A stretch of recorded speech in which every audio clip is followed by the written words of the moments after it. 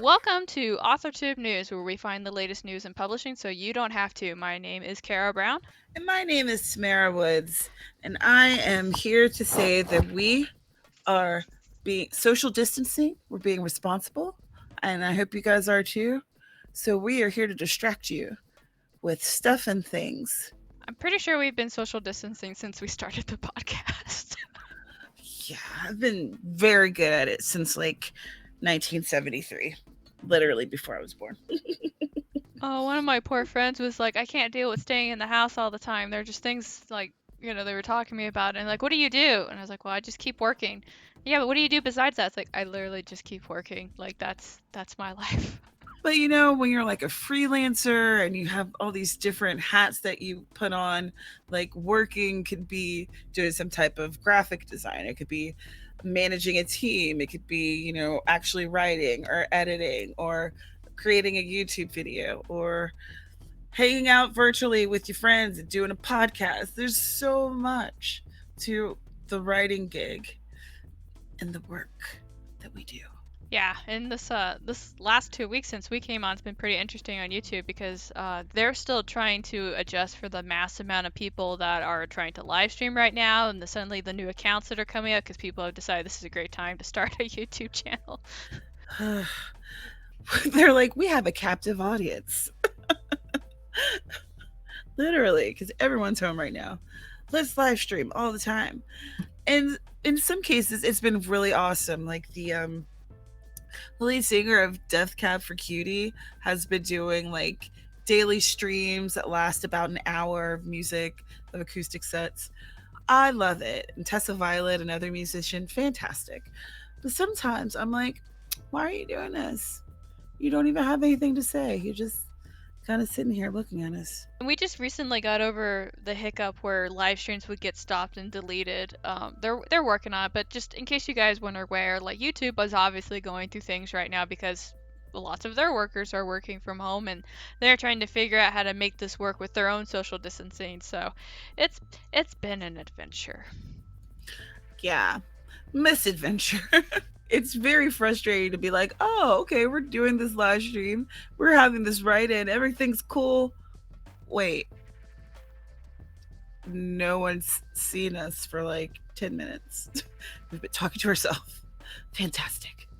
Well, that's the wild, wild west of these internet streets. What can you do? Not much right now other than try and keep up with what's going on. And we have, I don't know if this, we definitely found some newsworthy stuff. And I'll be honest, I kind of thought like some more like drama related stuff was going to pop up because, if there's something that happens when people stay home, it's like all the crazy starts to come out. I mean, that's accurate. And I but what's been refreshing has been seeing the crazy come out in more like creative and fun ways. And I've also seen like a lot of really cool things come out. Like this is a segue into the announcements, you guys. Uh one cool thing that's going to be happening is the Social Distance Festival. And this is going to be where diverse authors who span a variety of genres, YA, romance, fantasy, contemporary fiction, and more. They're going to do an all day bookish event on April 25th. There's going to be raffles, panels, possible virtual book signings, and so much more. I'm going to have a link in the description for beautifully bookish Bethany's announcement video, in addition to like their links for Twitter, Tumblr, and I think they have an IG. Yes. So yeah, it looks like it's going to be really cool. I'm gonna do some type of giveaway for it because I think it's just a really cool idea. So you guys mark your calendar, and it's going to be an all-day event. I can't wait to see what happens with it. That actually sounds really super cool. Doesn't it? Yeah, I was like, yeah, I want to be involved in this. Heck yeah, I want to tell folks about it. Let's do this. So here's a couple of other things that's pretty cool that's happening. So there's the Writer Mentor Summer Program. This is for kid lit folks. Ugh, say that 3 times fast. Who write YA, middle grade chapter books and picture books, and you have a completed project. It needs some work, and you aren't sure where to start. This is a mentor program for you. and their submission window opens are open April 15th through the 17th. And this is where they match hopeful writers to folks who have been published, agents and published authors. So, and the link for that will be in the description, as well as all right, so for folks who are like me and enjoy the mystery side of things, you might have been looking forward to the Malice domestic conference, and that event has been canceled, and it celebrates the traditional mysteries typified by Agatha Christie, which has no explicit sex or excessive gore or violence, i.e., cozies. Um, so they have an Agatha Christie Award, and that's going to be announced during a live stream. And for more information, again, link in the description.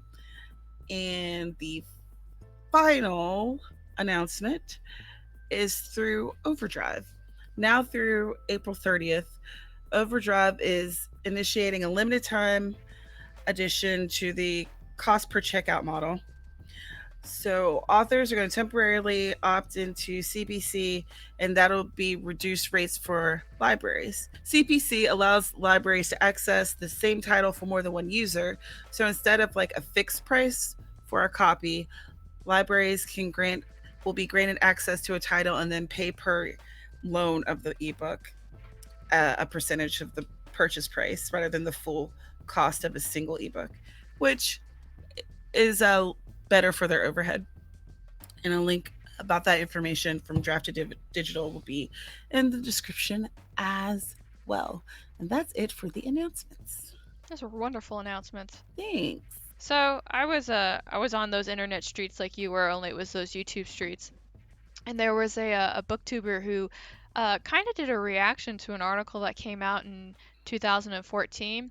And I thought the information in the article was pretty good, but there's a response to the article that I was particularly tickled about.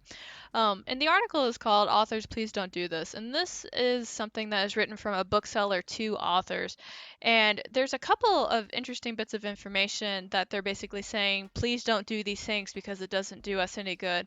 And some of it has to do with like coming in and changing the book display so that way your book is facing outwards, or just changing like the entrance display and stuff like that.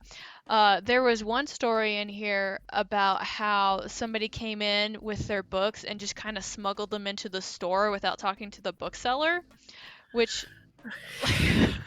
yeah, which by the way, don't do that, because one, you're not going to make any sales on that because that bookstore's not going to have that book in their system, and when they try to get it rung up, like it's just going to cause more problems. So if you think you're being sneaky about it, you're not. You're just making a giant problem. Like, have they never bought anything before? Like, whenever you buy stuff, it gets scanned. There's a code. It's a thing. It exists.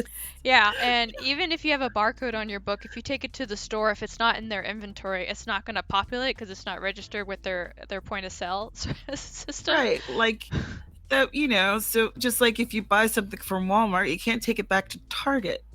It doesn't work. Like, Yeah. Yeah, so don't do that, friends.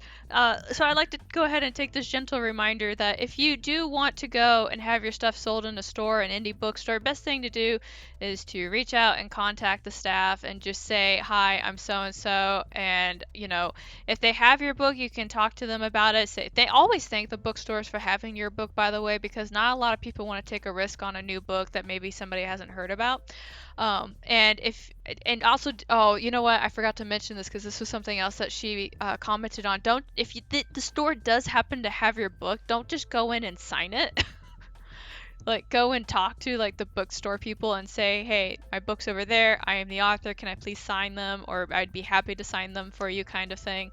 Um, but yeah, always talk to your booksellers, always establish a positive rapport, because people will more than likely be willing to work with you if you are friendly and you are understanding and you don't push yourself onto them, all that fun stuff. And there was another thing on here I thought was funny from this 2014 article, is when the authors would try and call the bookstore, but they would try to do it under a different name, not realize that, ugh. yeah, but the stores have caller ID, so I'm like, what are you doing? Oh my gosh, that's so cringy.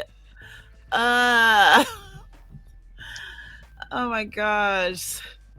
I Yes. mean, I understand wanting to really put yourself out there and guerrilla marketing and blah blah blah, but man, don't be an asshat. Yeah.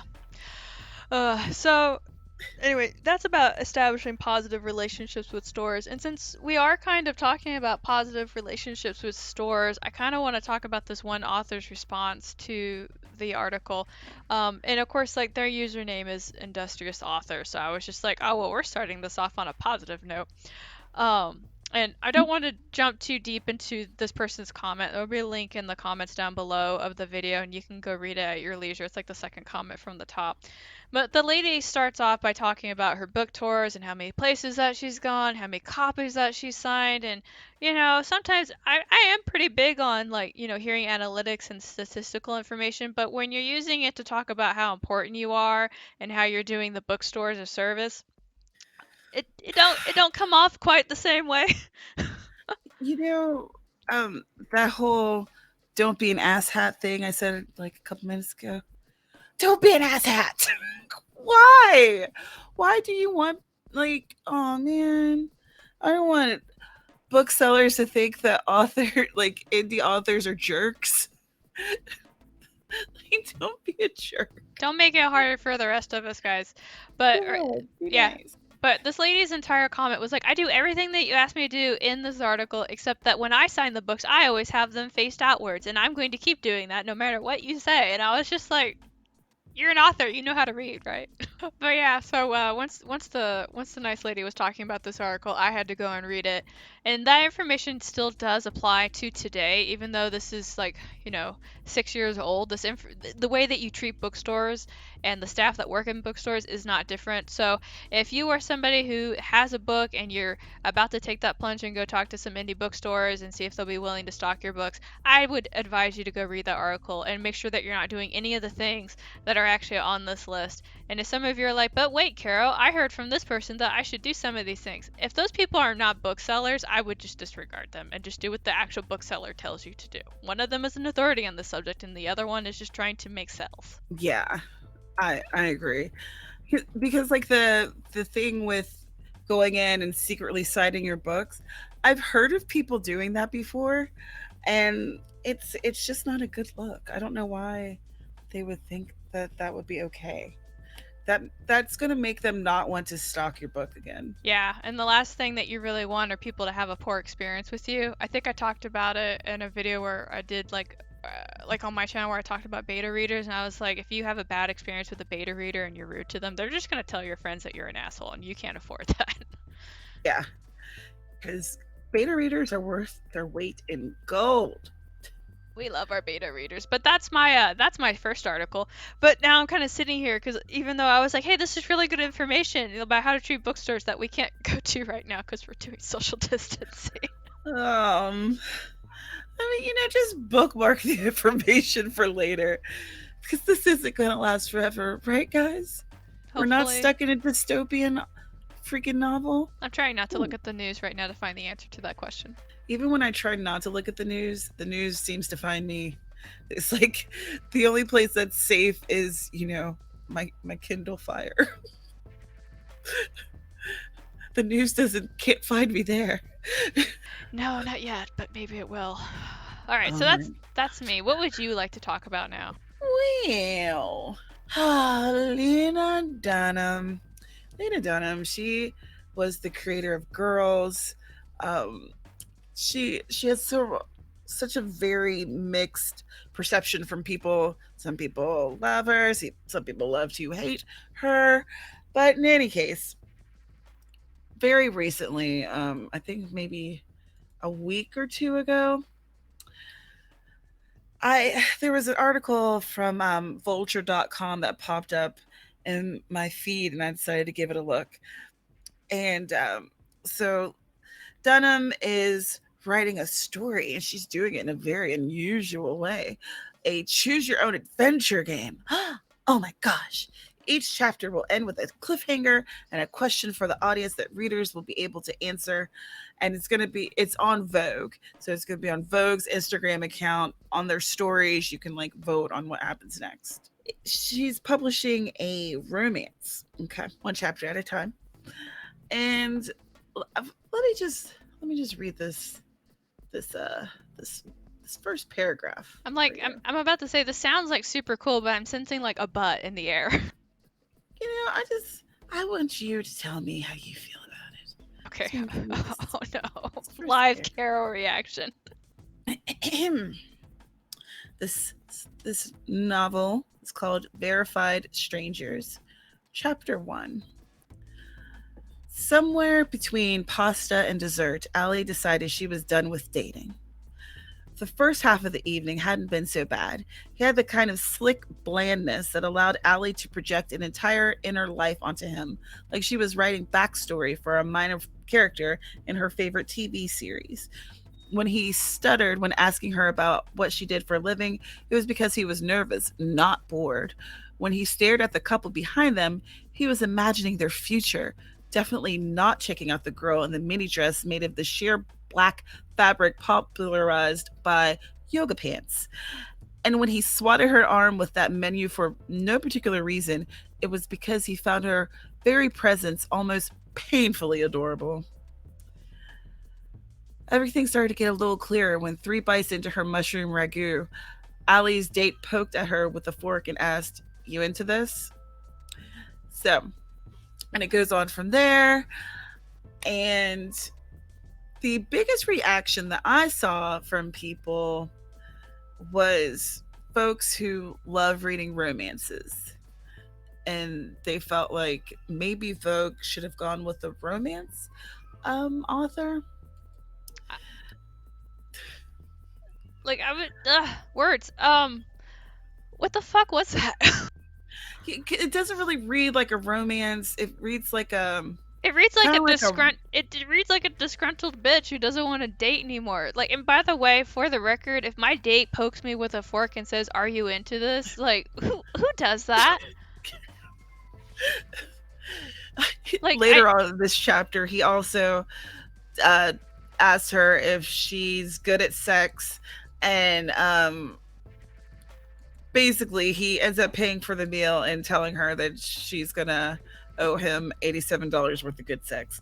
So I mean, there's a lot happening. There's a lot going on. well, I guess if you want to paint this date as off as an asshole, they're doing a really good job. But like, what the what? So and so Lena Dunham has kind of called this her quarantine hobby. And so I first saw this from Tasha Harrison's Twitter, and she's a romance author. And she's the author, A Taste of Her Own Medicine. And here's what she had to say. Fuck Dunham's quarantine, quote unquote, hobby. Romance authors have been doing this for years now on Radish, Wattpad, and Patreon to supplement our income because we can't all land $3.5 million book advances like she can. Please stay in your own lane. And I mean, I do understand why people would not enjoy it because it doesn't really read like a romance. No, it doesn't. And I mean, I haven't been in the dating scene for like 17 years, so I'm not sure what the proper etiquette is, but I'm pretty sure everything that you just told me about that scene does not fly. Like that's not how you talk to people. Like, I'm just trying to imagine my reaction if somebody told me I owed them $87 worth of good sex. Like, Can you? I mean, it doesn't. It just doesn't. It doesn't really ring as authentic. I'd write the mofo a check and tell him to get the fuck out and watch him be puzzled about how to cash a check. She used the word hipster. I mean, there's just a lot going on here, and I'm wondering from y'all, have you heard about this before? And like personally, I love Choose Your Own Adventures, just like I loved it when remember we talked about golly gee, I can't remember her name, Susan Dennard doing that on Twitter. That was great. But also, she's a fantasy author who was writing fantasy stuff. Whereas Dunham, I feel like she's more like a women's fiction or women's contemporary writer rather than romance. There's like different notes to hit, different beats. And if like it kind of felt, I don't know, a little bit condescending. Like It she is doesn't really like condescending. It's super romance. condescending. I mean, if you think about the people who put their heart and soul into writing romance, and then you get this bitch that comes out of left field and says, "I'm just doing this little hobby for the quarantine." Like, it would be like somebody trying to write a cozy mystery and then telling you that they're just trying to do it because they're bored. Like, that's so fucking insulting. Like, I really would like it if the general public would stop this negative association with romance novels. I know y'all reading them at night and pretending like nobody knows. Don't fucking act like you ain't. But like, give the genre some fucking respect. It makes the most money out of the entire fucking industry. Okay. I'm gonna take a breath. Literal $1 billion industry. That's why she's tapping into it, because the dollars are there. But is her passion? Doesn't feel like it. But I want y'all to tell us, what do you think? Y'all heard how I thought there's no secret there. Oh my goodness, Carol with strong feelings and emotions about a thing? Who would have thought? That's so uncharacteristic for me. Oh my goodness. I mean, I don't like it, but I guess I don't feel as passionate.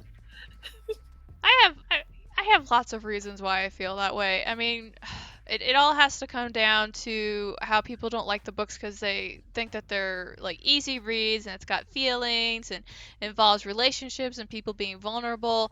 And while I know people really do like to read that, they don't want to openly admit it and they don't want to actually put value into feelings. Like, I could rant about this shit for a while. Like, stop ditching my favorite genre, y'all. I love a good romance. I grew up reading romance.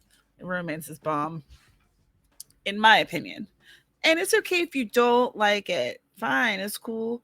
But don't diss it, and then don't pick it up like it's something that you can easily do because it's such an easy genre to hit. Like, it's hard to write a good romance. It's hard to write like relationships that are relatable and authentic. That takes skill. It takes craft. All right. Here's the soapbox. Here's me stepping off of it. So, do you want to talk about something else that you're passionate about? I don't know if talking's the word I would use. I think screaming into the mic is probably more appropriate. All right. Let me grab my chamomile tea. Okay. So I originally wasn't going to talk about this, but somebody in one of my live streams had asked me about my thoughts on it, and I had put on my diplomatic HR face, and I was like, oh, blah, blah, blah, blah, blah. And of course, like, our friend Dana was there, and so when we went off, she's like, okay, so I need to know about this thing that you didn't want to talk about. And so I started talking, and then after like 10 minutes, I was just screaming at the microphone, and then when I was taking a breath, Tamara was like, you should put that on the podcast. Yeah, I was like, you got a lot of feelings. You might as well share them. Yeah. All right. So what I want to talk about is actually about this a new thing that Marvel is doing, and they have this new heroes thing that's coming out. And I'm not the only one to get upset about it. But basically, this is a new group of heroes, which on the surface is supposed to be like, yay, because that's what we've been asking for a while. We've been asking for new heroes. But unfortunately, these heroes are fucking insulting. I mean, get ready for the cringe, y'all. It's rough. It's a rough one. So, Marvel is introducing the New Warriors, which is a classic team that reunites to mentor a new generation of heroes. Sounds really good on the surface. Let me go ahead and read some of these names to you. So, the name of one character is called Screen Time. Another name of a character is called B Negative. Another one is called Trailblazer. This last two is a pair of twins of color, and they're called Snowflake and Safespace, and one of them is non-binary, and they respond to them, they. Okay. Snowflake and Safespace. Because Snowflake is definitely something that we'd love to be called. And hooray for Snowflake. That sounds like no one wants a superhero that's gonna melt. Go on. No, and it gets even better. I've gone through like the powers of like these characters and I've read their backstories. So Safespace is the male twin who wears all pink and he colors his hair pink, right? His power is to create force fields, but he can only have this power if he is protecting others. And the author describes him as a typical jock who I okay, so I don't know where this guy is from, but typical jocks to me do not walk around in pink outfits. I think this is more of like his hidden freaking fantasy that's come out, and that oh, and then say Snowflake, his twin, her powers is to make shurikens out of ice. Last time I checked, shurikens are an Asian thing, not not that thing.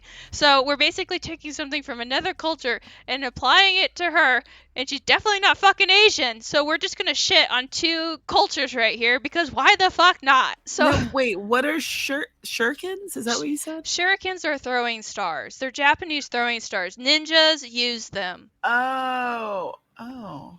Yeah. Why couldn't it just have been throwing stars, like, period? Why did it have to be?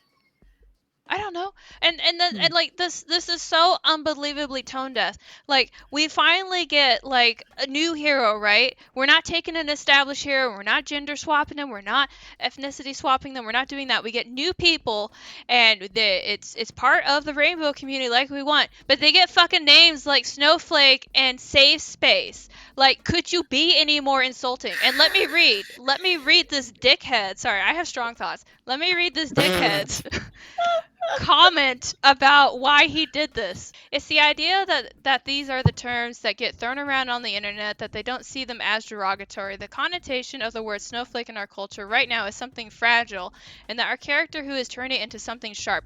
Okay, so let me have a quick moment here to talk about this author, Daniel Kibblesmith. This Oh guy boy. this guy is a rich white man who is straight, writing people of color and basically saying, let's take these words that upset you and turn them into your strength. Does anybody not see how that is fucking insulting and tone deaf? And it's not the first time this mofo's done that. Do you know that he wrote another book? It's called Or Santa's Husband. And in Santa's Husband, Santa is now a man of color and he's married to what we would typically think that Santa would look like. Yeah, he did that too. He did that too. I can't say I'm very oh, Okay. I can see what he was going for. I want to know if there's anyone of color on his team and why he didn't, like, I don't know, why didn't he, I don't know, maybe do some market testing to see how people would react to it, cuz your reaction is not like Oh no, I am not the only one that feels this way. Let me give you guys some statistical numbers because, as I said earlier, I like me some analytics. On the trailer video that Marvel did to introduce the new Warriors, it has 3,000 point whatever likes right now, right? The thumbs up button, it has 167,000 dislikes. That's less than 2% of that is people. a harsh ratio. Yeah, that is a big ratio. And so I'm very upset about this for a lot of different reasons, and it's gonna, like, obviously this is insulting to the rainbow community in general because all that we have wanted were characters that represented us that weren't hand-me-downs from other characters, right? And they do it and they put these words on them and they tell us to be okay with it, and we're not going to. I am not the only one that feels this way. There's a lot of people in the rainbow community that are like, what the fuck is this? How could you do this to us? All right?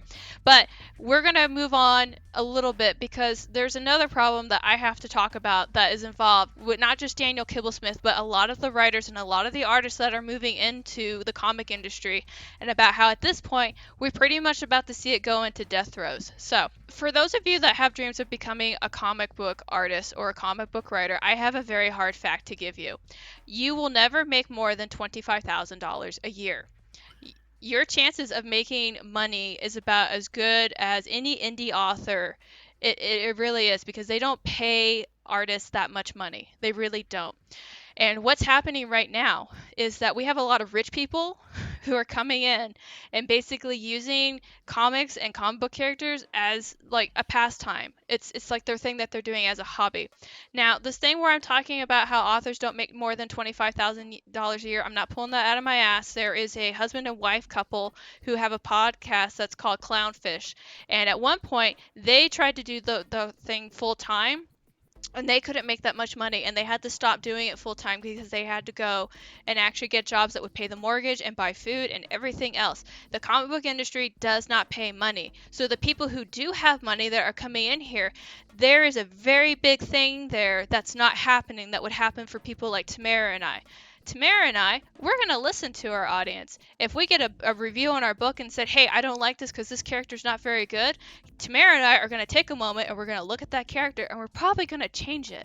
And we're going to change it because we need that goddamn book to sell, right? This is true. True facts. So people with money who already have a lot don't have to really listen to what we have to say. And if there's one thing I keep screaming a lot about, it's like, why are they not listening to their audience? Why are they not listening to fans? Why, right? Because they don't have to. They don't have to worry about paying the bills. And a lot of the I don't know if we can even call it like a comic industry at this point, but some of the major people are basically getting like paid through like Hollywood to keep doing the thing that they're doing, which drives me absolutely nuts. So you have that. And one of the things that I have noticed in the last 10 years of comic books is that you have writers that are coming in and they're destroying what makes a character heroic. Like they're taking those characteristics away and kind of replacing them actually with like characteristics that makes them a villain, right? You know, Mm. they're selfish. They only do things that they want. They don't work well with others. You know, the things that usually are associated with heroic characters is that they're willing to make sacrifices for the greater good. They are selfless.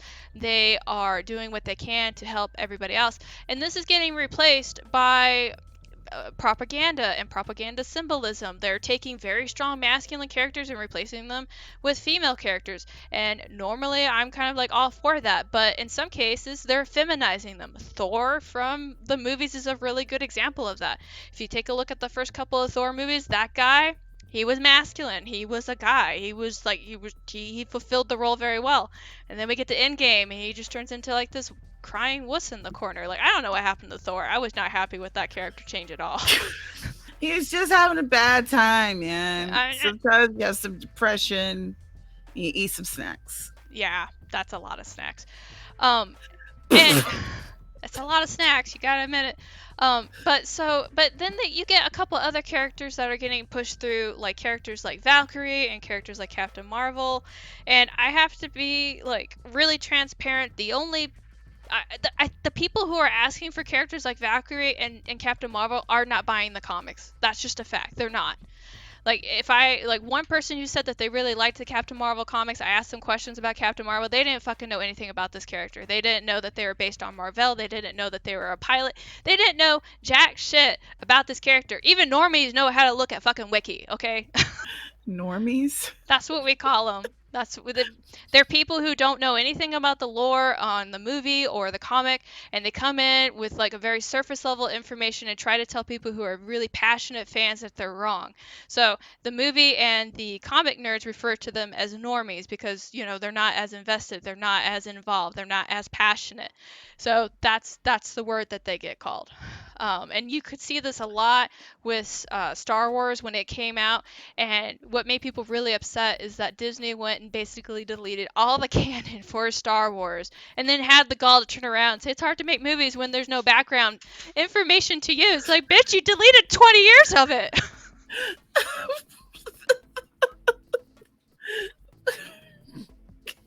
I'm sorry. You can laugh. It's fine. This is my passion. This is but yeah, so you have so now when these newer characters are coming through, they're not nobody cares about making characters anymore. They don't care about making stories. They care about defining characters by their pronouns and stereotypes. If you go read the article I posted, we don't get to be introduced to these characters by who they are or their background story. It's kind of like this is so and so and they identify as them, they, and they are bisexual. Like, why am I getting introduced to this first instead of who they are? Why is this the defining characteristic of this character? Like, if this person is non-binary but they kill puppies, am I supposed to still like them? Like, help me out here. Why? Like, stop doing this. Okay, I will agree that I love diversity. I love being able to relate to characters that like look like me or have some of my characteristics or whatever. But that's not a personality. Like, if someone is black, that's not a personality. If someone is overweight, that's not a personality. If someone is straight or bi, male, pan, like, these aren't personalities. These are traits of the character. And in order for me to really like a character and really to get into that character and dig into it, I have to be able to invest something into it. And part of that investment and part of that connection is the personality and how that influences their actions. Yeah, but then Am you I have wrong? no, you're not wrong. And I it kind of, mean, and this is partly why I get really upset because you got like, Kibble over here sitting here like safe space is your typical jock. Like what the fuck is a typical jock, Joe? Like tell me, what is a typical jock? Cuz this guy that you got here on the screen, he's not a jock, and I can say that as somebody who used to coach, athletes. I know what those guys are like. And guess what? They're not all the same. They're not. They all have different ones. Some of them do football or they're a jock because they need scholarships to go into engineering school or anything, right? But we won't know that because I guess Bro here didn't take the time to figure it out. Now, this leads me into my main concern about this entire fucking situation that we're all in right now. So, Marvel's coming out with characters like this. You know that right now we are very interesting times, right? We can't go outside. We're doing social distancing, right? I can't say why because that's when the video gets taken down. oh, YouTube. I know. So, the comic industry, as in the chain stores, are going to go through like a really big time. In fact, we're looking at a lot of them permanently closing down because one, nobody's going to want to buy comics like this. They're just not. Like it's not happening. Okay. Nobody's going to want to buy this. And when people do this, the industry is literally alienating the audience. Like that there's no getting around that. You basically took a demographic that said, hey, please represent us, and you slapped them in the face. Even the people who are very passionate about comics are looking at this and going, what the fuck is happening? I want you to remember that ratio I said earlier, 3 point whatever thousand versus 165,000. Okay? Like, Yeah, I feel like the fans are, they're making their feelings pretty clear.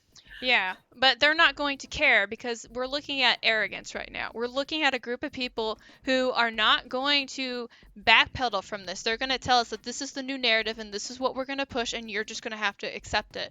And again, these people who are writing these comics right now, they don't have to worry about paying the fucking bills. They don't have to. Going back to being an author, if we write a book and it sucks and people tell us it sucks, we're going to go back, we're going to change it, and we're going to make it not suck because we got to pay bills, right? These people don't have to. All right, it's like somebody who's rich that may have worked for Vox is coming out and saying down with the man and got to share the income, but he's got his parents paying for his apartment. And I'm not making that shit up because that's true. Same goddamn thing. And here's the kicker. Here's the kicker about why the comic industry in the comic book stores is going to go down. The big distributor, Diamond Comics, they said on the 25th that they are not going to send out any new content until the pandemic is over. Nobody knows when the pandemic is going to be over. There's going to be no new content, which means that there's going to be no new products in the store, which means that it's only a matter of time before the stores have to close down. Um, So oh if my God. so if your dream was to write a comic and get it into a store, you better write that thing on a piece of paper and go put it in like the aisle right now because that thing may not be there by the time you're actually done with it. Wow. Is this a tinfoil hat moment? No, this is fact. This is not a tinfoil hat. These are the actual comic book people that are coming out and saying, if I don't get new product, I can't stay open. And the government isn't going to care about supporting like the local comic book stores. They didn't even fucking bail out Hollywood when they all asked for a bailout. So if they're not going to bail out Hollywood, you know they're not going to bail out the comic stores because they're not an essential thing. Oh, dang. Wow. I don't even know how to feel about all of this. I know how I feel. Fuck you, Marvel. Fuck you. I mean, don't hold back. I haven't held back. I haven't held back at all. I really want you to get in touch with your feelings, Carrow. It's so It's so- detrimental when you hold it back like this. I need you to, you know what? I'll tell you what. I first heard, like when I first heard about this, there's a big YouTuber and he's a big commentator on stuff like this. And his name is Nerdrotic. And this is when I first found out about it because somebody had said, "Hey, go check out this article." And this guy, he is very polite. He's very well mannered. He does not cuss very often in his channel. He dropped like freaking f bombs like nobody's business. Like that's when I stopped doing it. I was like, What's going on with Carrie?" And he was just like reading the article, and then I started losing my shit too, because this industry actually affects my business too. So I was like, ah. And you know what? I appreciate that you are very passionate. You want to introduce our listeners into things that they might not be as aware of and that may affect them as well, whether it's with their reading or with their business bottom line. Yeah, and it just sucks because it's gonna have to lean more towards us using things like webtoons and graphite and a lot of other things because I mean, I'm not gonna lie, we've been looking at the death of comic stores for about like 10 years now, but it was kind of like it was a slow thing, right? It was slow. This is like we're just off in them, off in like 2 months at this point. Those are my feelings. Thanks for listening, guys. I'm still angry about it. Well, I'm glad that you got to inform us.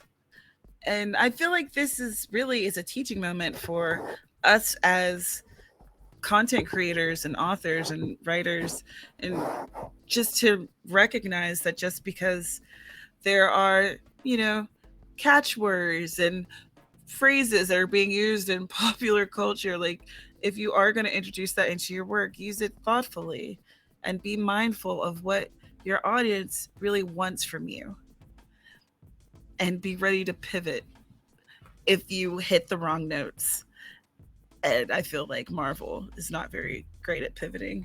Marvel is just I think Marvel's gotten just so arrogant in the fact that they don't think that this is going to really affect them because they have somebody else paying their bills right now. That's really what it's coming down to from my perspective.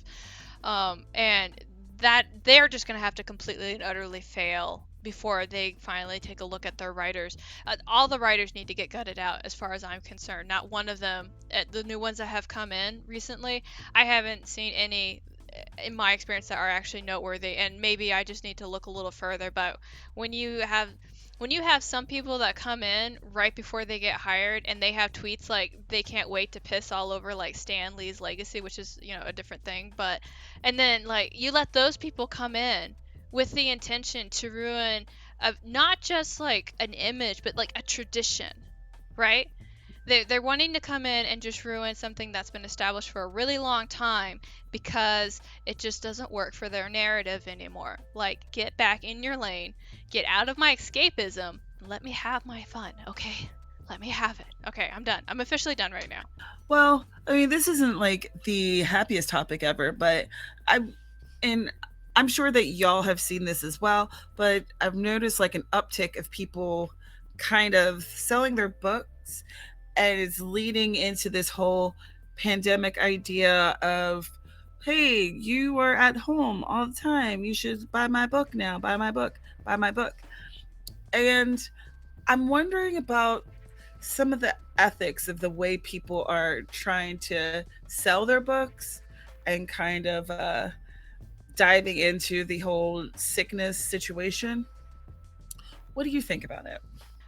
This reminds me a lot of a couple of years ago. So I was teaching at the time, and we went and did our walkout, and there was a lot of teachers that were trying to make money off of other teachers. Like I had gotten fancy and gotten a red umbrella and drawn like an apple on it and stuff like that. And people were like, "You should mass make those and sell those to other teachers." And I was kind of like, "Why would I do that?" It's like, "Well, because there's a market for it now, and you need to go ahead and do that." And I was like, "Why are we leeching off of each other?" You know, like I was not okay with that, and I refused to do it. And I can see how some people are kind of like taking advantage of trying to make sales. Like earlier today, you and I were looking at Amazon, and somebody had written basically how to, promote your business while staying at home, and it was like dated on the 20th. Yeah, it was very, very clearly written specifically for this moment in time. Yeah. But, you know, but to me, that's more of a smart business move. Like, because this person also already has a history of writing a crap ton of craft books. So this is like one of what, 20 other books. Yeah. So it made sense. Yeah. Whereas there's some people I've noticed that they're, I don't know, something about their advertising is just like, it's off-putting. It doesn't feel It feels a like there's little some, vulturish. yeah, like there's some people who are like, hey, this sucks. I am going to have my books on sale, because I know this sucks. We're all in this together. And I'm like, all right, I could dig that. But then I see someone who, and I'm not going to name drop because one, I can't remember her name because I think that I'm going to be done with this person. But they were like, oh, you know what? I see what's happening in the world and I'm real sad about it. So here's my new book that I just dropped. And I was like, oh, wow. And I click on it and I look at it and they're like, I hope that we can get through this together and I hope you appreciate this strong move on my part. And I'm going to do these free interactive Zoom calls with people and we're going to get through this together.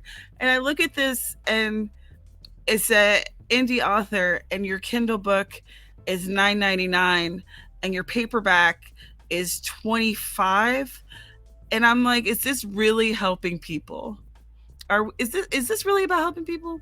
Is this how you're extending your hand of, let's all be in this together with a free Zoom and a $10 ebook? Come on. Uh, I would have, like, I don't know, if I did something like that, I would have had some of my proceedings go to like a charity helping people who are in need right now. Like that's helping people. Just want to make that right. clear. Yeah, but just saying, hey, I have a new book, buy it. That's not helpful. It's not helpful right now, particularly because there are some people who are getting laid off right now. Some people don't know when they're going to get paid again. I mean, I know the government's talking about like helping out and stuff, but that's not a guaranteed thing in my mind. And like, Yeah, nothing's guaranteed at this point. And I've seen that there's been authors who have like uploaded a couple books to Kindle Unlimited, which I think is an awesome idea because that way people are able to use that subscription that they already have and they don't have to invest any extra money.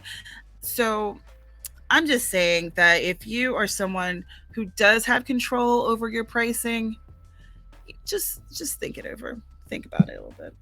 yeah, Think about what you're doing. and don't come off as trying to be genuine when you're trying to make sales, because if there's one thing that's going to turn off your potential reader, it's going to be that shit. So, I mean, case in point. yeah. On that note, my book came out on Monday. Oh my God. You don't have to buy it, but it's out there. Hey, I'm being honest over here. Oh my goodness. Oh no. Well, there goes our authenticity and also our credibility. Oh, it's funny though. But you know what's not funny, but it's super wonderful and probably the best part of this podcast so far?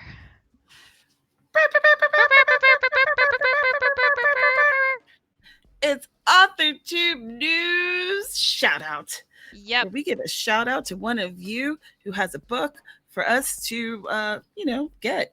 How about that? Who's on the agenda today, Kara? We have two individuals, and I am sad to say that one of them has come and gone already, but that's totally fine because we're still going to talk about it. The first book that we have is going to be written by J.R.H. Lawless. It is called Always Greener. It is a sci-fi humor. It came out on the 15th, and you can find it pretty wide. It's on Amazon, Barnes & Noble, IndieBound, Google Play, Kobo, all that fun stuff.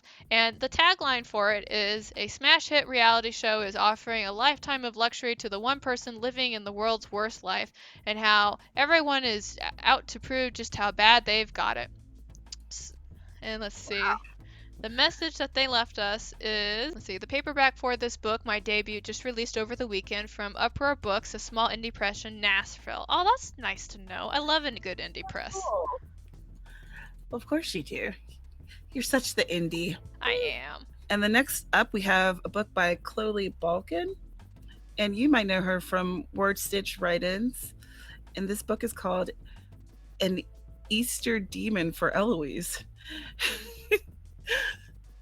That's just, I mean, I immediately pictured like a demon with bunny ears. I did, So, and an egg, brightly colored egg. It's like oh, drooling on it. that that gives you like an immediate picture in your mind, and I appreciate that. And this is a paranormal romance, and it just launched yesterday, and it's available in Amazon and KU. Kindle Unlimited, you say? And here's your tagline: Eloise and Killian have one hell of an. Okay, let's try that again. And here's your tagline: Eloise and Killian have one hell of an Easter egg hunt. Oh, Mhm. Fantastic. you guys come up with great taglines, by the way. Like, I need to start taking notes. Right? I love it. I love a good tagline. And seriously, a demon with Easter bunnies and brightly colored Easter egg. All Good right. stuff. Yeah, always good stuff. Okay, so I guess that brings us to the end of the podcast and my very long session of getting angry, which is pretty typical. Yeah, I mean, I think I told everyone to buckle up. Maybe I didn't. And, maybe I should have given y'all a trigger warning. I don't know. Oh, shade. All right. So anyway, so we're gonna wrap it up there. Thanks so much for coming, guys. If you have any good news articles or anything like that, please feel free to send it our way. Tamara is definitely in charge of the Twitter and the Gmail of that you can send it to, which you can find both of those down below, right, Tamara? Heck yeah, it's always there just for you. In addition to those, there's always the links that we discussed today, including these books that are available for you. You should check them out. And as always, thank you so much for listening. Yeah, thanks so much for taking the time to hear what we have to say, to listen to me rant. If you think that somebody else might like this, you can go ahead and send that link to them, share it with them, because Google doesn't help us reach our audience sometimes, but sometimes you guys can. We always appreciate that. Sharing's caring. Except the flu, you can keep that. Zoinks. All right. Wash your hands, stay safe, social distancing is your friend, and we'll see you in the next one. Bye, friends. Bye, y'all. Bye. Love us. Love us. You love us, Please love baby. it. Maybe just a little.